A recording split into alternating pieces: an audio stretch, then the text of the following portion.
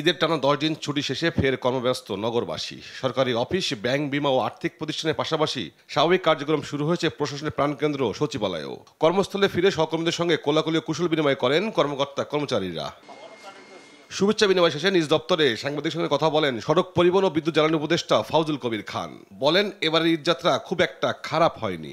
আগে ছুটি ছিল মাত্র 2 দিন, এর ফলে থেকে 2 দিন প্রেশার, 2 দিনে একটা প্রেশার বিল্ড আপ হয়। আর হচ্ছে যে আমাদের এখানে ওই যে ফিটনেসবিহীন গাড়ি অনেক আছে, তো এগুলো অনেকগুলো বিকল হয়ে রাস্তা বন্ধ করে দেয়। তো আমরা এই যে রমজানের কথা বিবেচনা করে এই বিহীন গাড়ি এবং এই যে পুরনো গাড়ির বিরুদ্ধে করি না, কিন্তু এখন এটা পুরো দমে ব্যবস্থা নেওয়া হবে।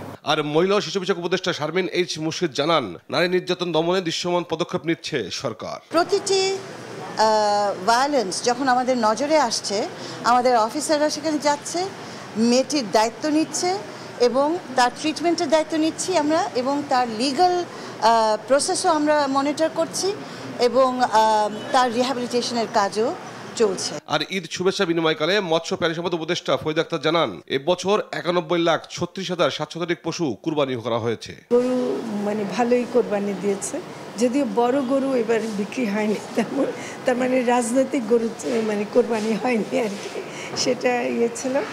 আর চামড়ার ব্যাপারটাও যেটা দেখলাম যে স্থানীয়ভাবেও ওরা ডিসিরা প্রশাসন ভালোই চেষ্টা করেছেন ওটা ম্যানেজ করার জন্য। স্বাভাবিক কার্যক্রম শুরু হয়েছে ব্যাংক, বিমা সহ আর্থিক প্রতিষ্ঠানেও। তবে প্রথম দিনে কাজে তেমন চাপ না থাকায় সহজে সেবা পেয়েছেন গ্রাহকরা। তারা টেলিফোন বিল, গ্যাস বিল, তারপরে আপনার ওয়াসা বিল এবং লেনদেন ভালোভাবে করতেছে এবং স্বাধীনভাবে, সুন্দরভাবে, সুন্দর পরিবেশে।